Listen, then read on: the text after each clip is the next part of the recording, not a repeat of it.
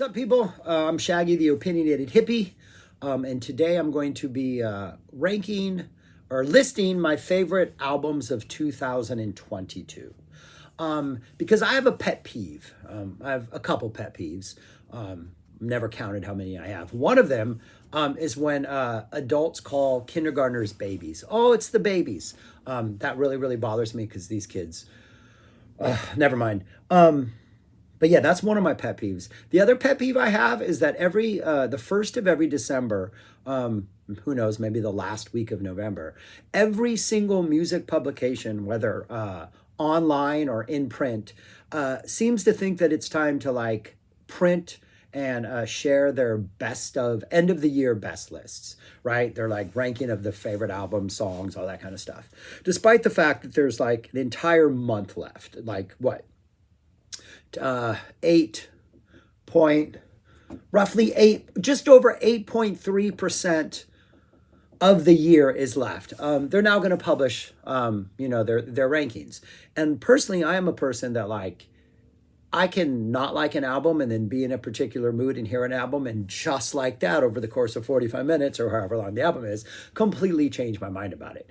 So the fact that they're giving up 8.3% of the year to either change their mind, hear stuff that hasn't come out, though I do assume that they're getting early releases of stuff that might not come out till later. They're probably getting an early copy of. And obviously there's sort of the Christmas season holiday stuff. Maybe we can sell some more records aspect to it. But it bothers me that they're wasting an entire month of evaluation. So I'm going to do something about it in my small corner of the world, and maybe other people will follow suit eventually. I'm going to share my list a month after the year ends and give myself an extra month to consider the year and maybe come up with what is truly the best. Like, it's the idea that anybody has to publish their list immediately is some weird marketing thing that doesn't need to happen. Imagine how exciting it would be if, like, come the end of January, when the holiday season is over, like spring break for us teachers is still 6 weeks away, every music publication starts sharing their end of the year list from the previous year, and you get inspired to buy a whole bunch of new stuff that maybe you hadn't heard before. Maybe we can start changing that trend right here, right now. So anyways, these are my 10 favorite albums of 2022. I did actually share this list with friends of mine on January 1st, as I've done for decades now, people from college and other people I've known. And so I shared this list on January 1st, but I still gave myself 30 days to change it if I wanted to change it for the purposes of this video. 9 of the songs remain the same, though the order at the closer end of the list, like the back end of the list, a couple of them flipped. And then the one that was number 10 did fall off and was replaced by what is the new number 10. So I did change my mind on something. The previous number 10 did not get worse, but I think the new number 10 just got better. So that's why that changed. But yeah, so that's it. What does this have to do with the Frank Zappa Big No thing? It is super cold here in Texas right now, and I'm surprised I can actually see my breath. But I'm trying to like fight back these massive shivers. I'm going to run the heater after this and try to warm the room up a little bit before I continue. But how did we get over here under the Frank Zappa umbrella? Is the Frank Zappa Family Trust released music this year, and these bands released music this year. Voila. There is the connection. But anyways, yeah. I would love to hear anybody else's top 10 lists if they want to share them in the comments, especially if they are different than mine, only so I can maybe discover some new music I have not been exposed to, or change my mind about stuff I listened to and wasn't engaged with the first time. But anyways, that's all I got to say for now, and let's get on to number 10. Number 10 is Built to Spill's When the Wind Forgets Your Name. This one was not on the list when I made it at the end of December, but I've been listening to it a lot more in January, and it is just almost like pure, uncut, in any way like enhanced or deviating from the norm, just like pure Built to Spill. I think that's why it maybe initially, I don't think it disappointed me, but I don't think I was that like, wow, this is amazing, only because it didn't seem like any new ground was being covered. It felt like Doug was just going out there and just like making an album. Like, And then I realized Doug was just going out there and making an album. And it's just, there's a pureness to it. There's a simplicity to it. Again, there's nice guitar solos. There's a nice long, the last song is like 8+ minutes long, gets a little bit stretched out. There's really good energy. Like, it doesn't sound lethargic. It doesn't sound like phoned in. It's just, there's this like, almost like unambitious quality about it, but I mean that as a compliment. It's just like pure built to spill. And if you're a built to spill fan, like, it's just, I don't know, man. It's just everything you love about built to spill in just like really nice measured doses. And the overall effect is just this really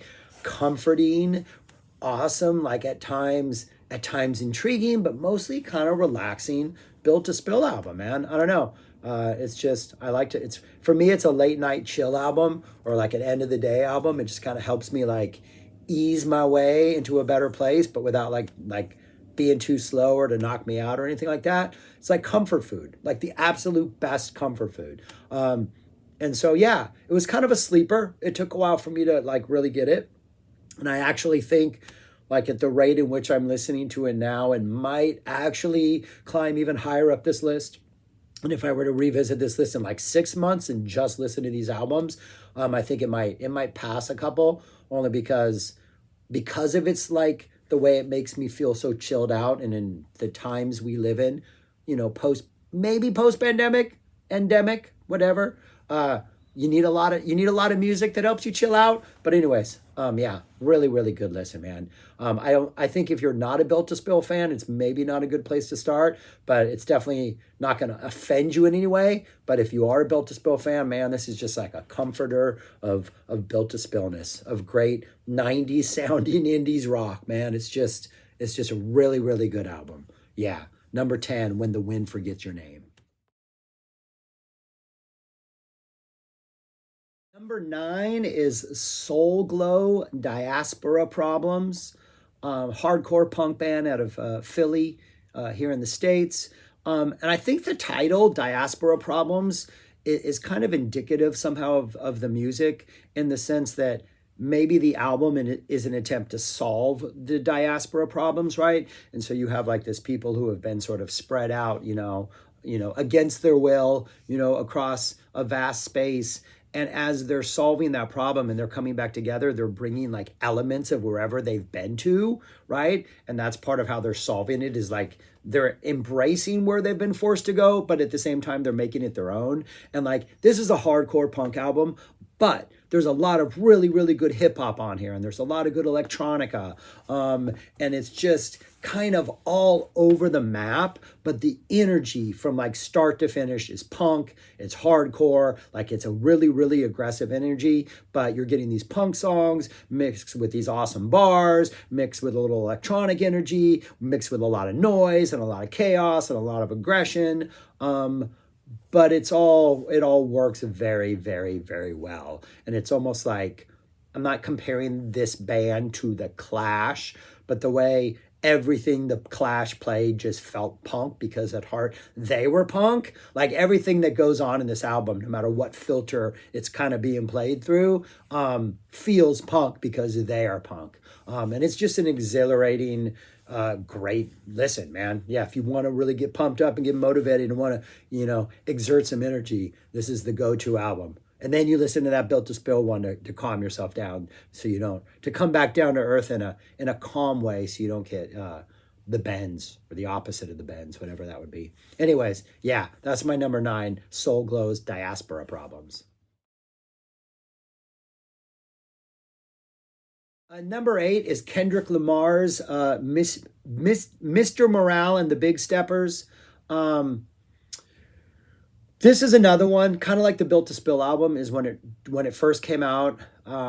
It wasn't exactly what I wanted. Like, I'm still waiting for that Kendrick Lamar album that's like, just like literally 2 turntables and a microphone. Like, that's all I want. A DJ and some bars. Like, I don't need the hip hop elements. I don't need the R&B elements. Like, that kind of stuff. When I first heard it, I was like, okay, there's more of this.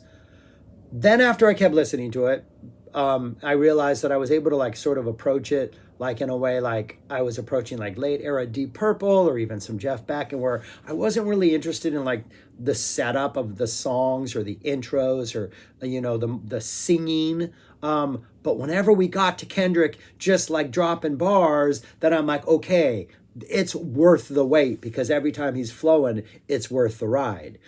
And then as I listened to it more, I really started to like the other elements, and this album is growing and growing on me. It is one of the ones that is moved in this list, and it is also one that, along with that Built to Spill album, I've been listening to more and more often lately, and so I have a feeling it's going to climb even higher.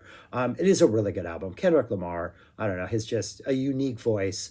Absolutely love everything he does.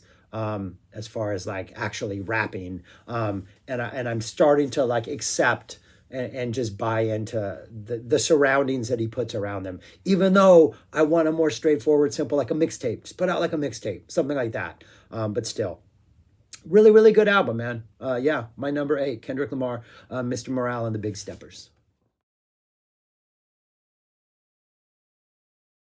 Number 7 is Billy Woods, Aethiopes. This is sort of what I want Kendrick Lamar to do. Just a microphone and a producer in the back making some really interesting, weird, sort of background supporting music beats. This is not an album you're going to play at the club. This is not an album that you're going to like, bop along to. It is very much, I wouldn't say it's as extreme as like the Captain Beefheart of rap, but like it is of that new style in which we're not flowing over these really hard grooves. I don't want to use ambient music, but the backgrounds have way more texture and just like weird sort of, like some abstract jazzy ideas in the background. I think there's more experimentation with what's going on, and then they're laying almost like a Frank Zappa guitar solo, where you have all this weird rhythmic stuff behind it, and then Billy Woods is trying to find his way and lay down his own flow over all that kind of stuff, and it just creates a different sort of dynamic and a different sort of experience. I know a lot of people. I have a lot of friends who don't like Billy Woods specifically because he never really just drops that groove where you can just like ride along for 3 minutes. But I really like this. I like his words. I like his ideas. I like his storytelling. And I love the musical background. I can get lost in that sometimes and not even like pay attention to what he's actually saying, but his voice just becomes another instrument. Yeah, just amazing stuff. I think he was on my list a couple years ago with another one of his albums. Never disappoints. My number 7, Billy Woods, Aethiopes? I have no idea. Aethiopes? I'm sorry. It's bad. My pronunciation. It's bad. Number 6 is Cult of Luna's The Long Road North.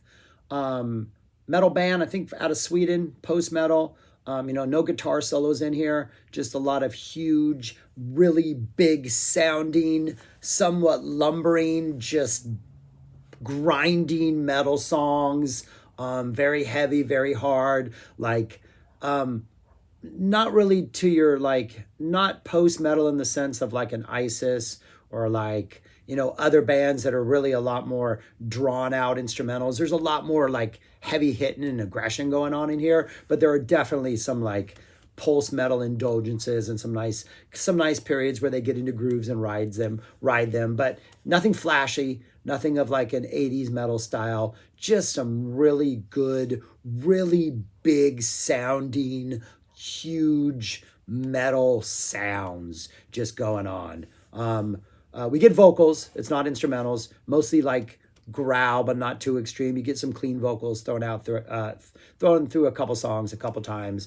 So it's a mixed bag as far as all that. But it's just a big sounding band with just a really nice, satisfying, meaty post metal just grind to it. Yeah, just really good stuff. Their albums have been really good. I think they even have already released another one this year that just came out. So yeah, an excellent band, an excellent metal rabbit hole to go down if you like this one. My number 6, Cult of Lunas, and that album cover, right? Just perfectly evocative of the feeling that you're gonna get, but in a much more aggressive sense. Yeah, good stuff, man. Swedish metal. Number 5 is King Gizzard and the Wizard Lizards, Ice, Death, Planets, Lungs, Mushrooms, and Lava. One of 5 albums they put out last year. This is just, the first track is called Mycelium. Yeah, I'm assuming you're supposed to like ingest lots of it and then just enjoy the crazy psych ride that follows. It is King Gizzard in full strength of all their powers, just delivering what I think it's a full 70 minutes. I think it's a pretty long, 65 minutes, 7 tracks, just really indulgent, long, aggressive, beautiful, experimental psych rock music. I think there was a theme for this because again, now all the things they do have to be conceptual and yet still be brilliant. But this is what they wrote is they all went in when they recorded this, they came in and they had, I think they would jam on, they would pick a key, a tempo, and a title. And they would just go from there. Nothing else was pre-written. And so out of those experiments, this album was formed. Yeah, so this is a band that goes into the studio, jams for a couple days, and produces an absolutely just mind-blowing psych rock, metal, funk, fusion, just Australian psych rock perfection, man. The center of the psych world right now is Australia, and this band is leading it. Another fantastic output from them. Yeah. What else am I going to say? This band is absolutely fantastic. But yeah, again, it's that psych groove that they do, just that really, kind of repetitive, and you're never sure if they're playing pre-written lines or like they're improvising because everything seems so tight and they just seem so incredibly locked into each other. And yet at the same time, we're finding out that this stuff is like just jam sessions that come out of the studio. Man, just an incredible band. And once again, they're still bringing it after putting out 5 albums this year. They put out 5 about 3 or 4 years ago. You get at least 2 or 3 albums every year. What a ridiculous band, man. But yeah, really, really good. My number 5, their Ice, Death, Planets, Lungs, Mushrooms, and Lava release. Ridiculous stuff.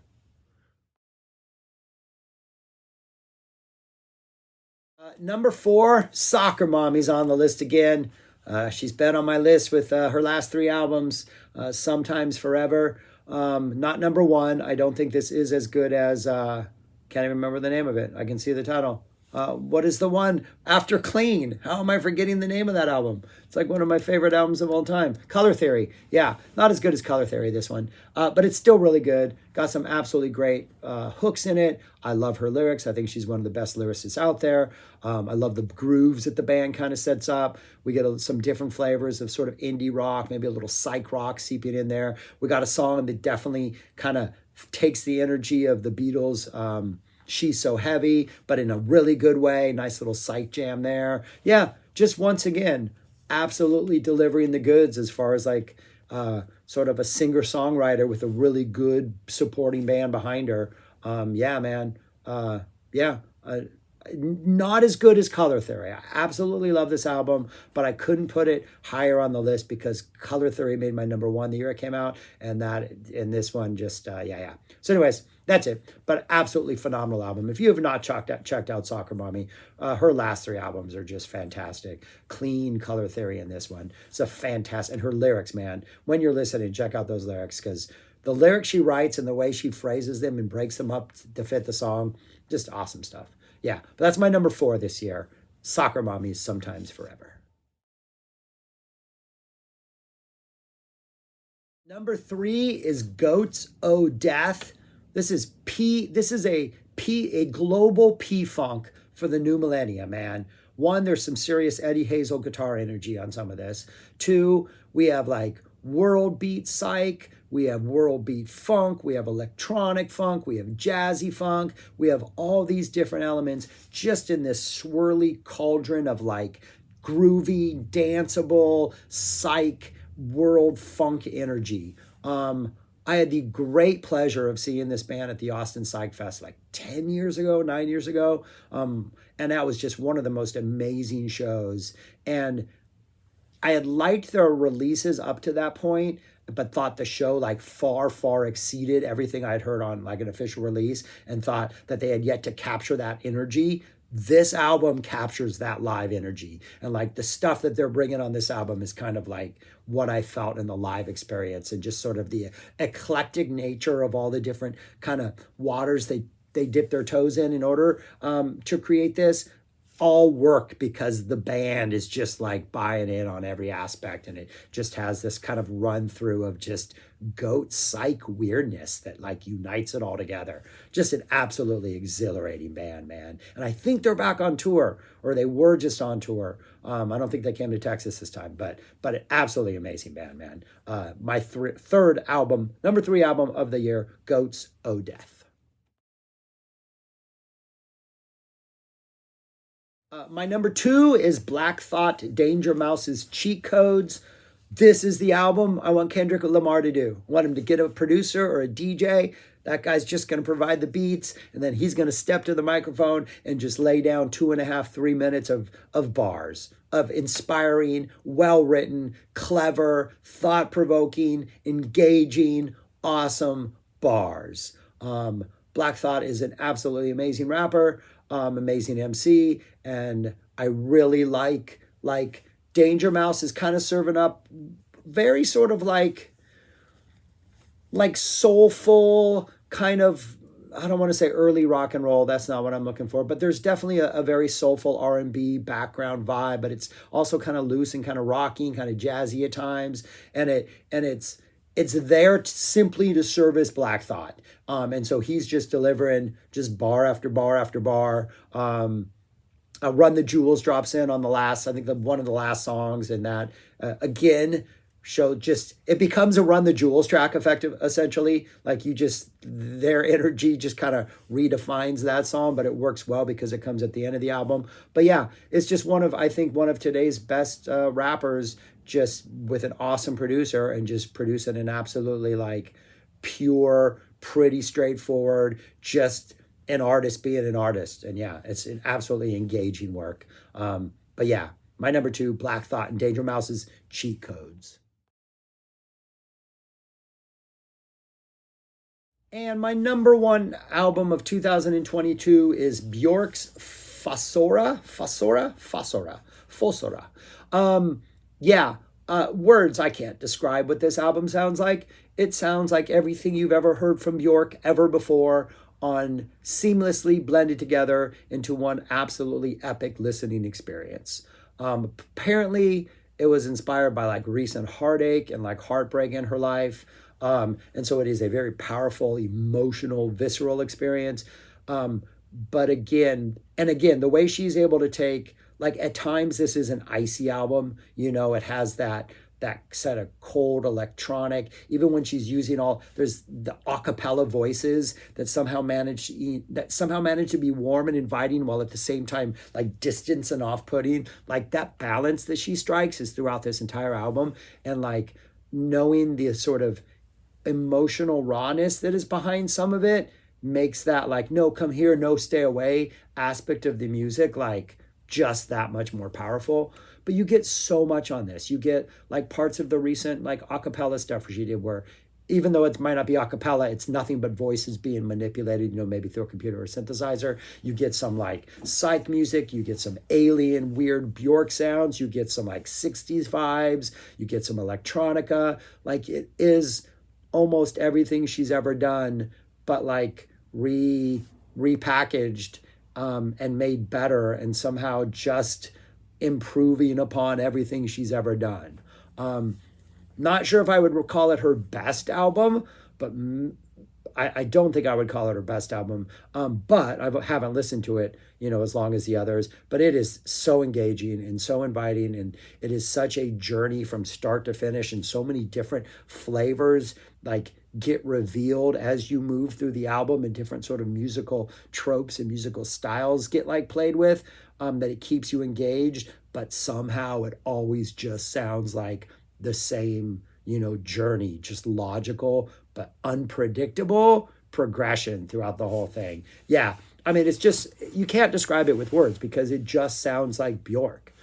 If you don't like Bjork, you're not going to like this album. If you like any aspect of Bjork at any point of her career, like it almost seems like elements of that are here somewhere on this album. And like they just add flavor to the things that precede it and proceed it because it all just works so well. Yeah, absolutely. Absolutely fascinating album that rewards many, many listens. Easily my number one, Bjork's Fossora. And it's not going anywhere. It's staying up there. Yeah, excellent. All right, and those are my 10 favorite albums of the last year. I had an extra month to think about it instead of less 1 month to think about it, people. Love to know your thoughts on any of these albums that you think I should check out that I might have missed. Stuff like that. That's all. Subscribe, like, share, comment, whatever you want. Stay warm if you're in a winter place. But more importantly, go listen to music. And I highly recommend you go check out any of these because these are all great. That's why I'm sharing this. If I can turn on one person to each of these albums, I win, right? And that's what it's all about. Winning and not freezing to death. So thank you all for watching. Peace. Talk to you later.